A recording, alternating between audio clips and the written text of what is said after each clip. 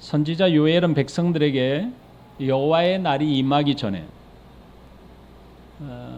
요구하신 게 있죠. 그것은 바로 하나님께 회개함으로 돌아올 것입니다. 성경에 있는 것처럼 그날에는 북방의 군대로 말미암아 이 하나님의 국가, 하나님의 나라는 철저하게 멸망하게 될 것입니다. 그때는 심판을 면할 수 있는 사람은 아무도 없었습니다. 하나님께서는 반복해서 회개를 외치십니다. 요엘 선지자로 하여금 백성들에게 회개를 촉구하도록 하셨습니다.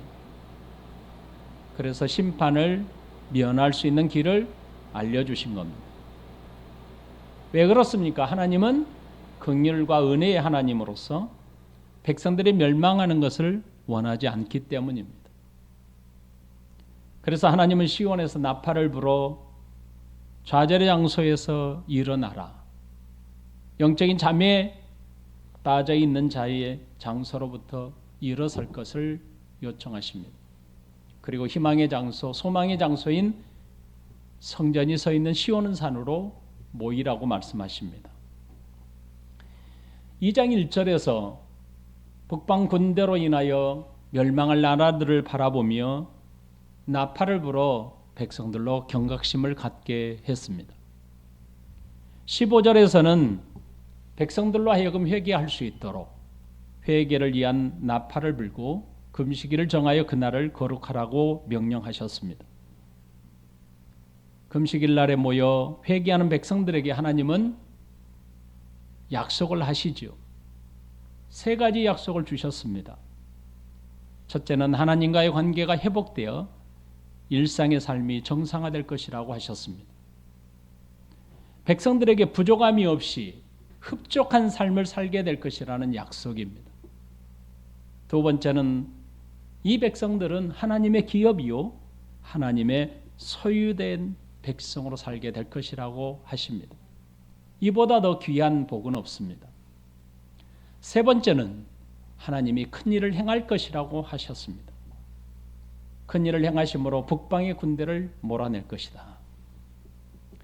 이제 하나님은 회개하는 백성들에게 주실 복에 대해서 구체적으로 설명하셨습니다.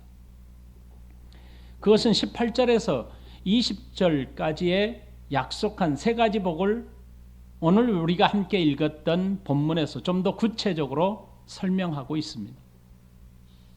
3가지 영역인 하나님과의 관계 회복, 그 관계 회복된 백성들을 기업, 소유된 백성이라고 하시고 백성들을 채찍했던 도구를 폐기할 것이라는 이 3가지 영역이 회복될 뿐만 아니라 저들은 회복된 관계에서 온전한 삶을 누리게 될 것을 말씀하십니다. 메뚜기 재앙으로 온 땅이 황폐되어 있지 않았습니까? 그런데 하나님은 그 땅이 회복될 것이라고 하십니다. 그러므로 그 땅이 회복됨으로 인하여 그 땅에 뭐가 많이 거둬들일까요?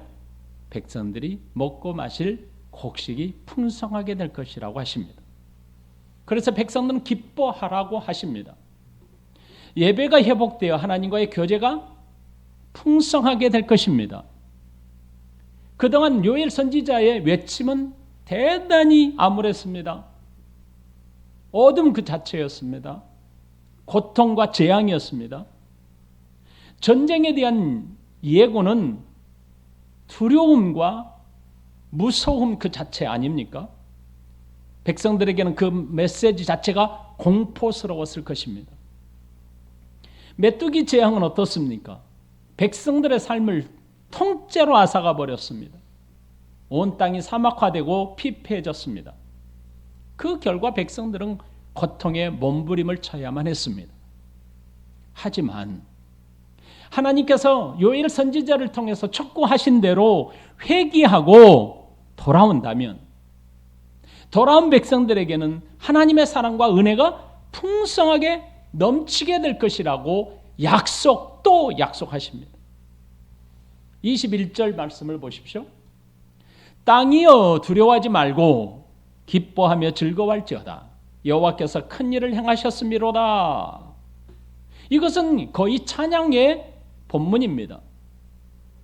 여러분, 의인화라고 하는 것은 사람이 아닌 것을 들어 사람으로, 사람 같은 표현으로 하는 것이 의인화죠.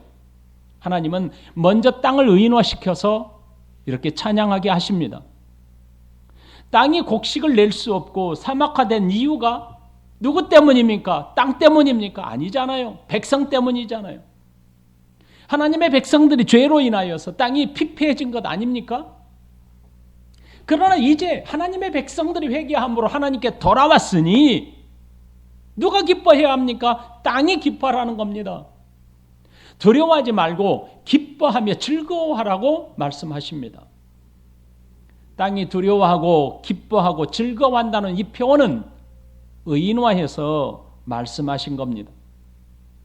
사실은 땅이 회복할 때 누가 제일 기뻐할 수 있는 겁니까? 바로 사람이 제일 기뻐하는 것 아닙니까? 땅이 황폐하게 된 이유는 사람이 죄에 빠져 하나님으로부터 큰 징계를 받은 결과 아니냐고요. 그로 인해서 기근이 닥칩니다. 메뚜기 재앙이 땅을 집어삼켰습니다. 하지만 이제 하나님의 백성들이 회개함으로 가장 먼저 무엇이 회복된다고요? 땅이 회복된다고요. 그래서 그 땅의 소출이 넘쳐난다고요. 풍성해진다고 하십니다. 그러므로 땅이 자동적으로 기뻐한다는 겁니다. 땅이 기뻐한다는 표현은 무슨 뜻이죠?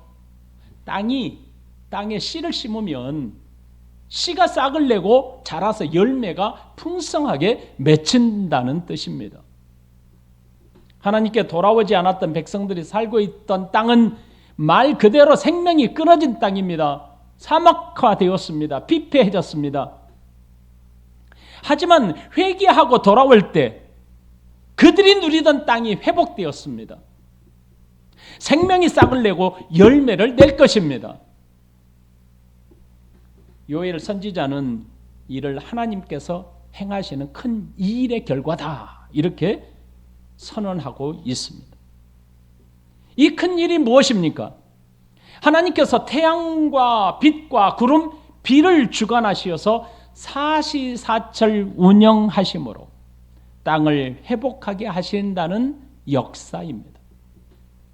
결과적으로 땅이 회복되었다는 말은 누가 회복되었다는 뜻입니까? 사람이, 하나님의 백성들이 회복된다는 뜻입니다.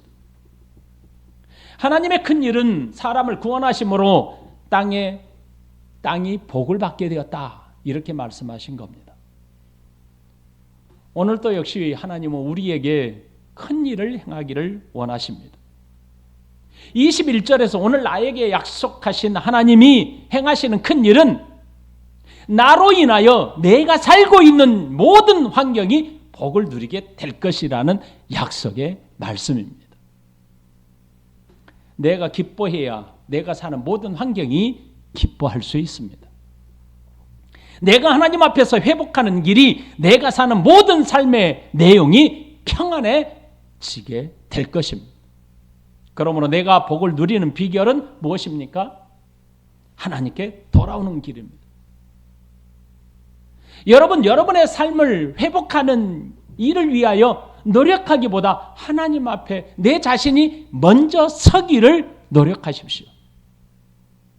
내 마음이 기뻐야 내 모든 환경이 기뻐지는 것이고, 내가 하나님 앞에 바로 서서 하나님께서 주시는 복을 누려야 내 환경이 자동적으로 복을 누리게 되는 겁니다. 여러분의 마음이 하나님 앞에 불편한데 여러분의 환경이 기뻐할 수 있겠습니까? 하나님께서 땅을 의인화해서 회복의 복을 말씀하신 후 22절에서는 들짐승에 대해서 말씀하십니다. 21절에서 땅을 거론하셨지요. 땅을 의인화해서 표현했죠. 이제 22절에서는 들짐승을 의인화합니다. 그리고 뭐라고 하십니까? 두려워하지 말라라고 말씀하십니다. 22절 같이 읽어봅니다. 시작. 들짐승들아 두려워하지 말지어다. 들의 풀이 싹이 나며 나무가 열매를 맺으며 무화과 나무와 포도나무가 다 힘을 내는도다. 땅이 두려워하지 말아야 될 이유와 들짐승들이 두려워하지 말아야 할 이유가 같은 것입니다. 그래서 이것은 반복입니다. 땅이나 들짐승이 두려워하지 말고 기뻐해야 한다는 것의 반복의 말씀입니다. 왜 그렇습니까? 하나님의 백성들이 회복하게 될 경우 땅과 들짐승도 역시 회복되기 때문입니다.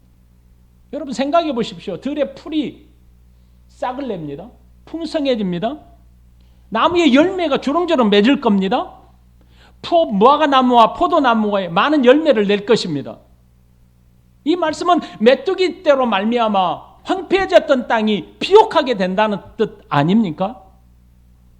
이제는 땅도 들짐승들도 메뚜기 재앙을 두려워할 필요가 없게 된 것 아닙니까? 산과 들의 푸른 초목으로 가득하게 되고 이로 인해서 땅도 짐승들도 풍성한 하나님의 은혜로 말미암아 기뻐하게 될 것 아닙니까? 더 이상 두려움은 저들에게 존재하지 않습니다. 들짐승이 두려워하지 않고 살 수 있는 환경이 됩니다. 그래서 들풀이 싹을 내고 나무의 열매가 열리게 되는 일은 땅과 들짐승들을 위한 것이 아니지요. 그것은 바로 백성들에게 복이 넘치게 된다는 뜻 아닙니까? 하나님께 돌아온 백성들에게 허락된 평강과 은혜의 복이라는 말씀입니다. 22절 하반절에서 무화과 나무와 포도나무가 다 힘을 낸다 이렇게 말씀하고 있죠. 저들이 무슨 힘을 냅니까? 이것은 의인화죠. 열매를 맺기 위해서, 풍성한 열매를 위해서 가지를 힘있게 뻗고 열매를 내게 된다는 표현 그 자체이죠. 결국 22절에서도 하나님의 백성들이 회복되니까 백성들이 누리는 모든 일상의 삶, 백성들이 처해 있는 모든 환경이 복이 넘치게 되고 이 회복으로 인하여 백성들이 기쁨으로 삶을 살게 된다는 은혜의 말씀입니다. 하나님께서 우리에게 계속해서 회개를 외치셨죠. 그동안 여러분 요엘서 보면서 여러분 마음도 불편했죠. 계속 회개, 어두운 멸망한다, 망한다 계속 이 말씀만 외치니 말씀을 듣기가 힘들었지요. 하나님께서 왜 이토록 우리에게 계속해서 반복적으로 회개할 것과 돌아올 것을 촉구하십니까? 그 이유가 무엇이었습니까? 그것은 마지막 날에 있을 재앙이 오늘 저들이 당하는 메뚜기 재앙과 비교했을 때 비교할 수 없을 만큼 크고 중하기 때문 아니었습니까? 하나님 앞에 나온 우리로 하여금 기뻐하라고 하신 이유가 무엇입니까? 그것은 하나님께서 베푸실 장래의 은혜의 복이 오늘 우리가 누리는 그 어떤 것과 비교하여 견줄 수 없기 때문 아닙니까? 하나님께서 계속해서 백성들로 하여금 돌아오라고 외치신 이유는 마지막 날에 있을 재앙은 백성들이 지금까지 경험했던 재앙과는 비교할 수 없을 만큼 크고 중하다는 뜻입니다. 하지만 하나님께 돌아온 자들에게 허락하시는 복은 백성들이 지금까지 누렸던 일상의 복과는 비교할 수 없다고 하십니다. 그래서 하나님은 이제 본격적으로 백성들에게 베푸실 복을 이렇게 거론합니다. 23절과 24절입니다. 같이 읽겠습니다. 시작. 시온의 자녀들아 너희는 너희 하나님 여호와로 말미암아 그가 너희를 위하여 비를 내리시되 이른 비를 너희에게 적당하게 주시리니 이른 비와 늦은 비가 예전과 같을 것이라. 마당에는 밀이 가득하고 독에는 새 포도주와 기름이 넘치리로다. 아멘. 시온의 자녀들은 누굽니까? 믿음을 잃어버리지 아니하고 하나님께 돌아온 자녀들 아닙니까? 다시 말하면 택하심을 입은 언약의 백성들을 가리킵니다. 하나님의 명령에 순종하고 회개하여 하나님께 돌아온 백성들입니다. 하나님은 백성들을 부르십니다. 그리고 돌아온 자들로 하여금 기뻐하라, 즐거워하라고 하십니다. 그런데 우리가 착각하지 말아야 돼요. 우리가 왜 하나님께서 우리로 하여금 기뻐하라, 즐거워하라 하셨습니까? 땅에 회복되어 풍성한 열매를 맺기 때문에 그것으로 말미암아 우리로 기뻐하라고 하셨습니까? 오늘 성경에 보면 그렇지 않습니다. 그 기쁨과 즐거움의 근원이 하나님께 있음을 알라라고 하십니다. 하나님께서 큰 일을 행하시기에 기뻐하고 즐거워할 수 있는 것 아니었습니까?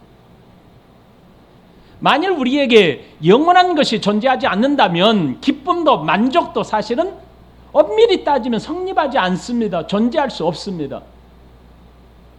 잠깐 있다가 사라지는 것은 유한한 존재인 우리에게 사실 살펴보면 아쉬울 수 있어요. 왜냐하면 있다가 잠깐 사라지니까 얼마나 아쉽겠습니까? 그러므로 있는 것을 붙잡으려고 하는 소중한 게 여겨야 한다는 마음이 통할 수도 있습니다. 그런 생각을 가질 수 얼마든지 있지요. 하지만 깊이 묵상해 보면, 깊이 생각해 보면 영원하지 못한 것은 언제든지 소멸할 수 있다는 뜻입니다. 언제든지 내게 없어질 수 있다는 겁니다. 하나님께서 우리에게 주신 것 중에 영원하지 못하는 것들로 인하여 우리로 하여금 기뻐하고 즐거워라 했을까요? 잘 생각해 보셔야 합니다. 여러분 깊이 생각해 보십시오. 잠시 있다가 사라지는 것은 사실 우리로 하여금 잠시 누리도록 그것을 주신 하나님의 의도인 선물입니다.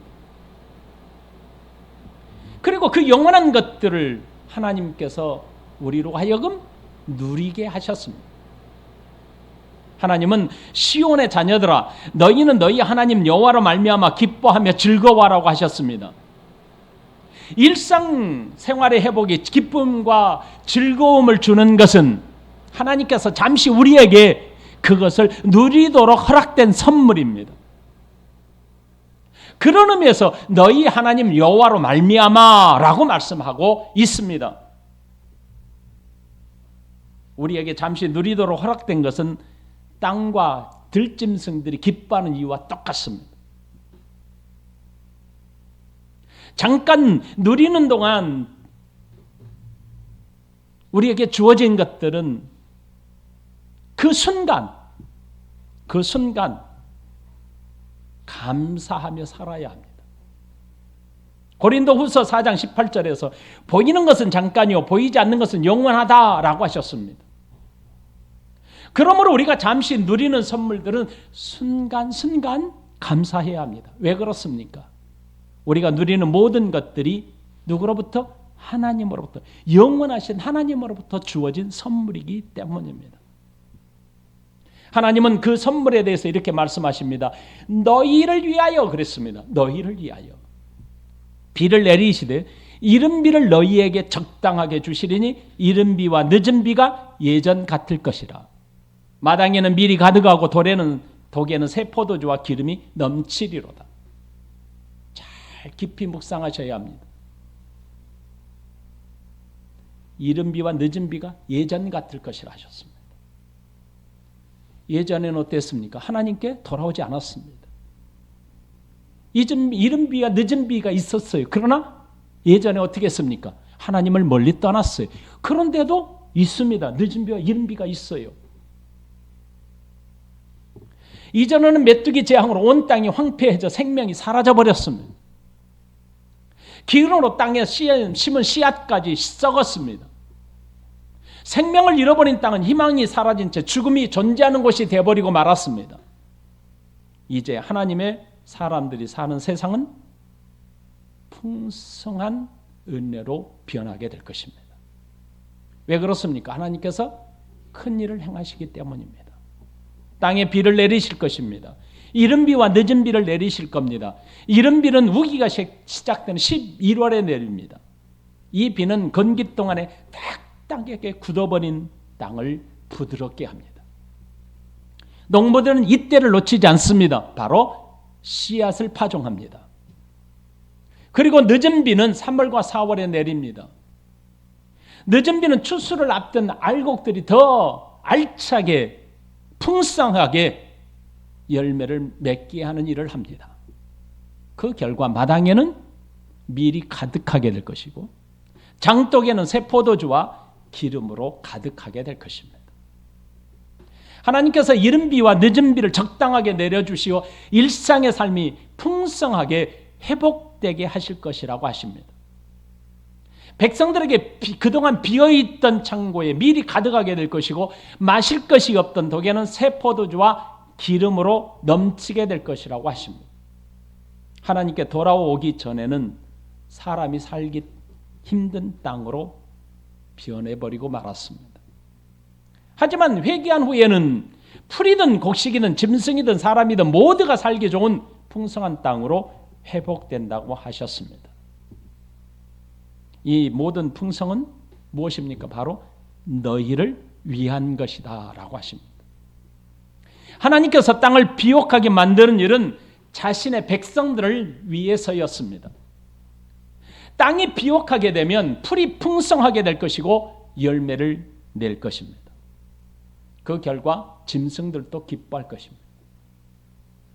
이 또한 땅과 들짐승을 풍성하게 한다는 것은 결과적으로 백성들을 위한 겁니다. 백성들이 살고 있는 땅이 회복되고 짐승이 번성하게 되는 것은 회개하고 돌아온 백성들을 위한 것입니다. 자, 여기서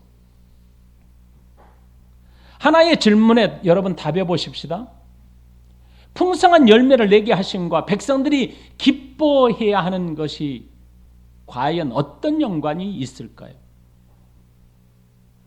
풍성한 열매를 하심으로 백성들이 기뻐해야 될 것, 그것이 어떤 연관이 있다고 하셨습니까?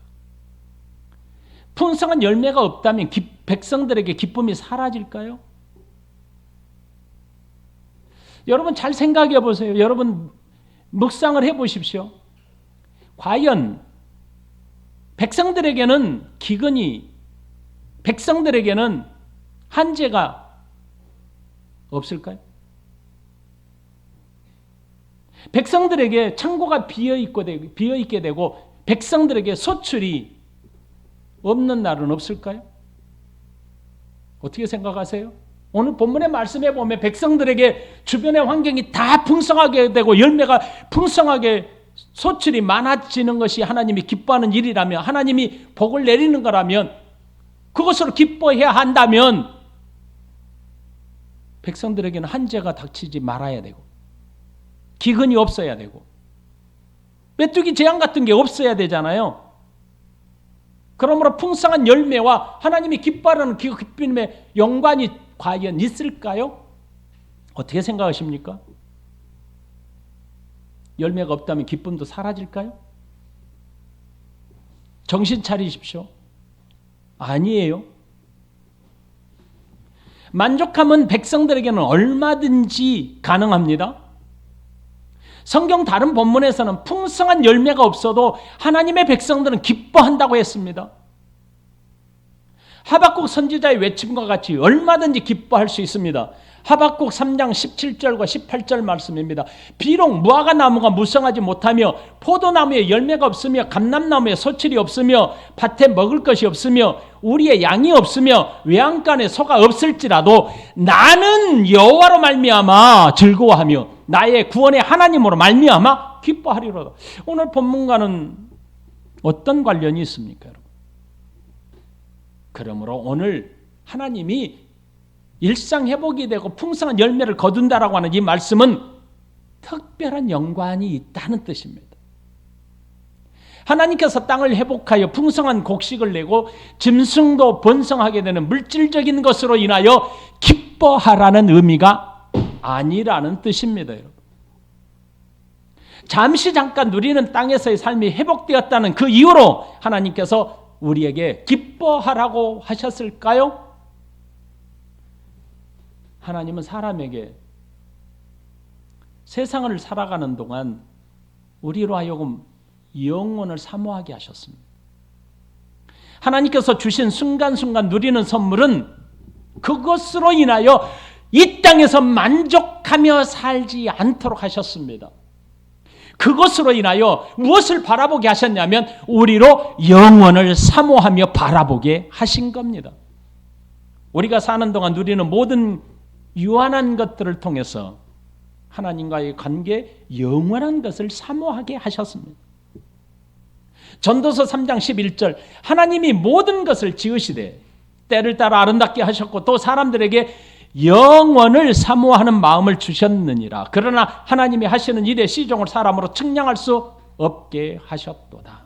하나님께서는 땅과 들짐승과 다르게 우리로 영원을 사모하게 창조하셨습니다.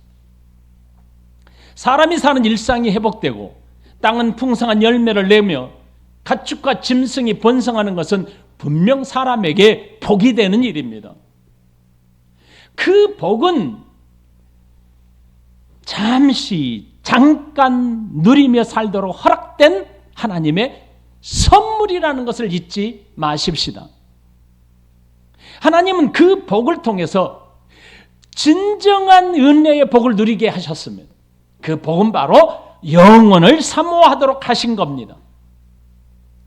하나님께서 우리에게 일용할 양식을 주시는 이유는 영원한 것을 사모하도록 하기 위한 것입니다. 그래서 성경은 우리에게 분명하게 정확하게 선언하고 있어요. 여호와로 말미암아 기뻐하라는 것입니다. 여호와로 인하여 즐거워하라는 것입니다. 하나님께서 백성들의 일상의 회복을 하시는 그 중심에는 우리 성도들의 믿음에 있습니다. 하나님을 믿는 신앙에 있습니다. 그래서 시온의 자녀들은, 언약의 자손, 하나님께 회개하고 돌아온 자손들은 어디 안에서? 하나님 안에서. 어디 안에서? 여호와 하나님 안에서 기뻐하며 즐거워할 수 있게 되는 겁니다. 백성들의 삶에서 풍성한 곡식의 소출과 가축의 번성함이 무엇으로 인하여? 하나님으로 인하여.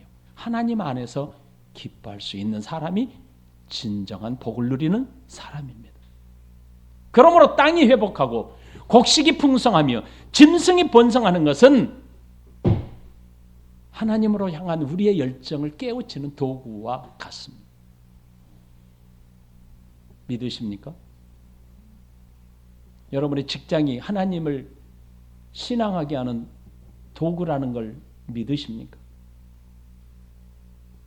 여러분의 주변의 환경이 회복되는 것은 하나님을 향한 나의 열정을 깨우치는 도구라는 것을 기억하고 사십시오. 내게 있는 물질, 내게 있는 지식, 내게 누리고 있는, 잠깐 누리고 있는 모든 것들은 그 순간 감사하며 누리게 하시겠어요. 그렇지만 그것으로 끝나는 게 아니라 영혼을 사모하게 하는 도구라는 걸 기억하십시오. 이제 하나님은 이렇게 말씀하십니다. 너희에게 일상 회복만이 아니라 너희를 채찍에 했던 심판의 도구까지 내가 폐기할 것이다 라고 하십니다. 25절입니다. 내가 전에 너희에게 보낸 큰 군대 곧 메뚜기와 느치와 황충과 팥중이가 먹은 횟수대로 너희에게 갚아주리니. 하나님은 심판의 도구를 제거할 것이다 라고 하신 거죠. 본문에서 메뚜기와 느치와 황충과 팥중이를 뭘로 표현합니까? 큰 군대로 말씀하고 있습니다. 메뚜기 때와 같이 큰 군대로 말미암아 고통과 궁핍으로 절망하던 백성들을 위해 이것을 이제 제거할 것이다. 이것이 하나님의 큰 일이라고 말씀하십니다. 하나님께 돌아오지 않던 백성들을 가르치기 위해 사용된 도구는 이제 폐기될 것입니다. 비록 그 군대가 강력하고 많다고 하더라도 그들 스스로 하나님의 백성들을 심판할 자격이나 능력은 사실 없었습니다. 하나님께서 그 군대가 의롭고 선해서 그들을, 하나님의 백성들을 때리시는 채찍으로 사용된 게 아닙니다. 심판의 도구는 백성들을 위해서 사용되었던 사랑의 매였습니다. 하나님은 회개하고 돌아온 백성들을 위해서 이제 더 이상 매가 필요 없게 된 것입니다. 마치 자식을 훈계하기 위해서 사랑의 매를 자식이 보는 앞에 잘 걸어놨다가 철이 들면 그 사랑의 매가 더 이상 필요 없게 되는 것과 같습니다. 하나님은 백성들이 고통을 받은 횟수대로 갚아주실 것이라고 하십니다. 심판의 도구가 백성들에게 필요 없게 되는 날은 언제입니까? 회개하고 돌아온 날이었습니다. 이제 심판의 도구가 제거되므로 하나님의 백성들은 완전한 회복이 주어질 것입니다. 말씀을 정리하겠습니다. 하나님께서는 나팔을 불어 백성들로 하여금 성전으로 나오게 하셨습니다. 두 가지 목적이었습니다. 첫째는 영적으로 잠들어 무감각해진 백성들로 하여금 일어나 경각심을 갖도록 하기 위함이었습니다. 두 번째 목적은 금식일을 정하여 그날을 거룩하게 하라고는 명령이었습니다. 이것은 백성들로 회개하고 하나님께 돌아오도록 명하신 겁니다. 재앙으로 인하여 절망에 빠진 백성들에게 소망과 희망의 자리로 나오게 하신 겁니다. 그런 백성들을 위하여 하나님은 세 가지 약속의 복을 허락하십니다. 그 첫째는 하나님과의 관계가 회복될 것입니다. 일상이 회복된 것이죠. 두 번째로는 그 백성들은 하나님의 기업으로 하나님의 소유된 백성으로 살아가게 될 것입니다.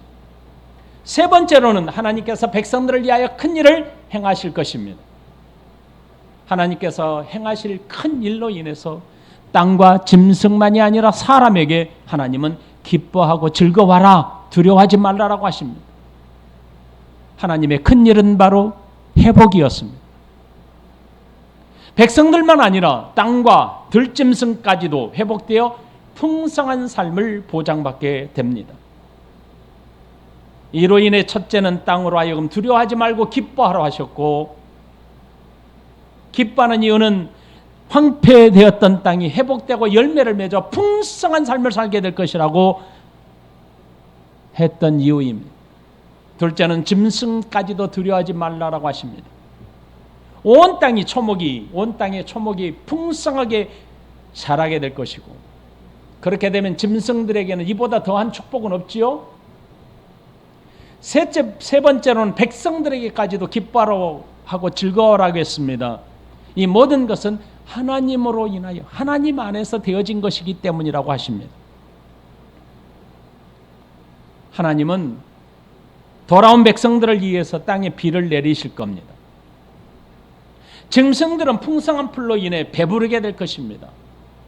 곡식은 창고에 쌓이게 될 것입니다. 북방 군대는 심판의 도구로서 폐기될 것입니다. 이제 모든 심판의 도구가 완전히 제거되었습니다.